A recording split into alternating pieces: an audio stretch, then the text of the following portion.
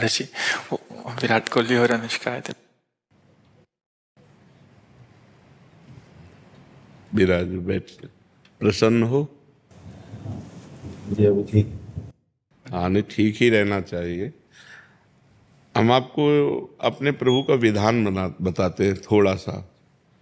जब प्रभु किसी पर कृपा करते हैं, ये वैभव मिलना कृपा नहीं है, ये पुण्य है।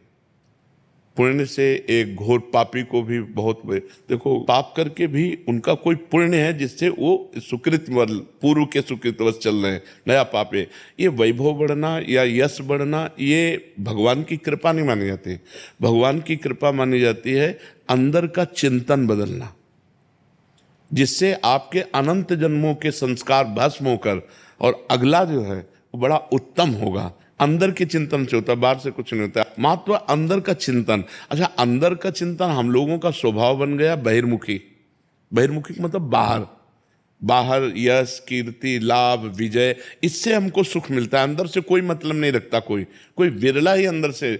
अब क्या होता है, भगवान जब कृपा करते हैं तो संत समागम देते हैं, फिर दूसरी जब कृपा होती तो विपरीतता देते हैं, और फिर अंदर से एक रास्ता देते हैं। ये मेरा रास्ता है, ये परम शांति का रास्ता है, ये शांति का रास्ता नहीं। भगवान वो रास्ता देते और जीव को अपने पास बुला लेते हैं। बिना प्रतिकूलता के संसार का राग नष्ट नहीं होता। किसी को भी वैराग्य होता है तो संसार की प्रतिकूलता देखकर वैराग्य होता है। सब कुछ हमारे अनुकूल है तो हम आनंदित होकर उसका भोग करते हैं। जब हमारे ऊपर प्रतिकूलता आती है तब ठेस पहुंचती है कि इतना झूठा संसार, तो अंदर से भगवान रास्ता देते हैं। ये सही है। भगवान बिना प्रतिकूलता के इस संसार को छुड़ाने का कोई भी औषधि नहीं रखी। आज तक जितने बड़े महापुरुष हुए हैं, जिनका जीवन बदला है, उनको प्रतिकूलता का दर्शन करके बदला है। तो कभी प्रतिकूलता आए तो उस समय आनंदित हो कि मेरे ऊपर अब भगवान की कृपा हो रही है, कि मुझे सतमार्ग में चलने की प्रेरणा मिल रही है। अगर सतमार्ग छूटा हो, ये सब तो एक सेकंड के लिए आप विचार कीजिए। अब अपना सुधार कर लो, अपने जीवन को सत्य में ले आओ, तो अगला जो होगा वो बहुत जोर का होगा। चाहे जन्म हो तो श्रीवान कुलवान धनवान वैभव संपन्न ऐसे, और भक्ति की अनुकूलता, भक्ति की अनुकूलता। खास बात श्रीवान धनवान कुलवान नहीं, खास बात भक्ति की अनुकूलता। अगर इस जन्म में भगवत प्राप्ति नहीं हुई तो भगवान श्री कृष्ण ने गीता में कहा है कि मेरे भक्त का नाश नहीं होता। मैं कुलवान धनवान श्रीवानों के कुल में जन्म देता हूं और फिर पुनः भक्ति का माहौल देता हूं, और पूर्व का जो भजन छूटा हुआ हो वहीं से उसको। अब बिल्कुल ऐसे ही रहो जैसे रह रहे हो, बिल्कुल संसारिक बन करके रहो, लेकिन अंदर का चिंतन आपका बदल जाए।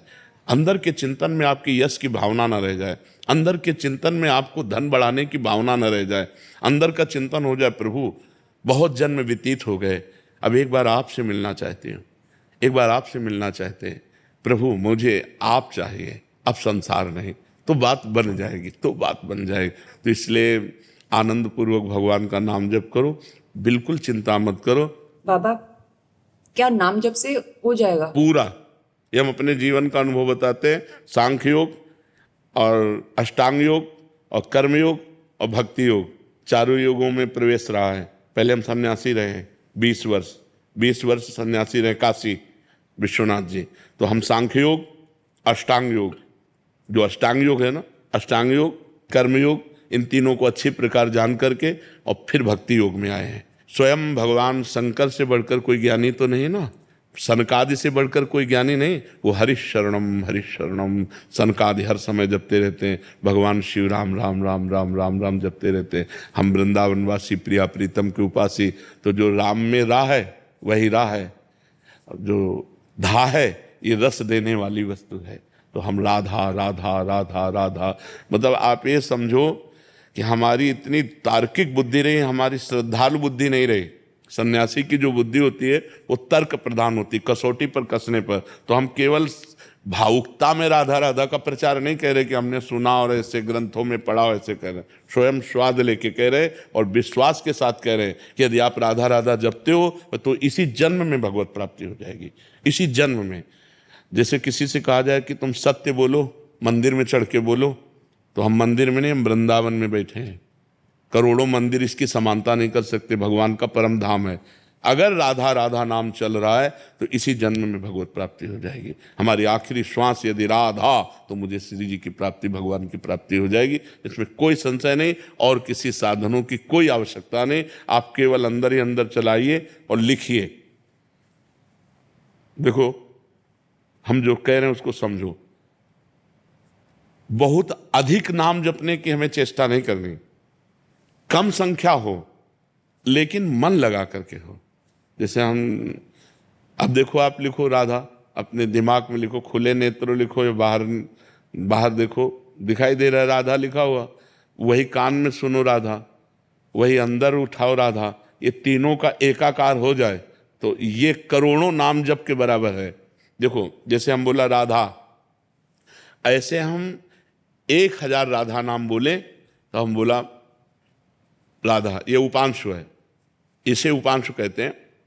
राधा राधा राधा राधा 1000 बार, ये उपांशु हुआ। अब ये ऐसे उपांशु हम 10,000 बार जप करें, अंदर देखते हुए बोले राधा, उपांशु 10,000 बार नाम जप करने का फल एक बार मानसिक में है। इतना बड़ा फल है ये। ऐसे राधा राधा राधा चल रहा है, नेत्रों से हम उसे देख रहे हैं, कानों से उसे सुन रहे हैं। आप देखना कि अगर मन भगेगा तो आप लिख नहीं पाओगे राधा नाम, अगर लिख रहे हो तो मन भगेगा नहीं।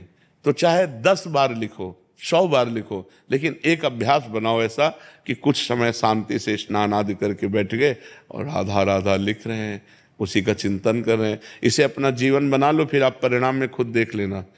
कोई घाटे का सौदा तो है नहीं, ठीक है। ये सखी को दे दे, ठाकुर से भी की है।